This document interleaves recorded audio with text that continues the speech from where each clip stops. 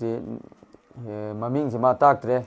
nickname in Thai. Roja hailing a Manunga, Narakpa, fever or Comaram drip Yanbada, Roja Kaigadra, Natraga, Anavaduna Isada, Hidak, Kapsal Lakpadi, Orakpata already,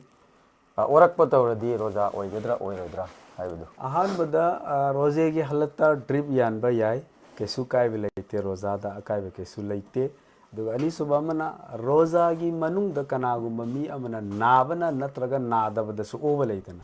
hairiba over sina maram waraga roza kaite Acha Alhamdulillah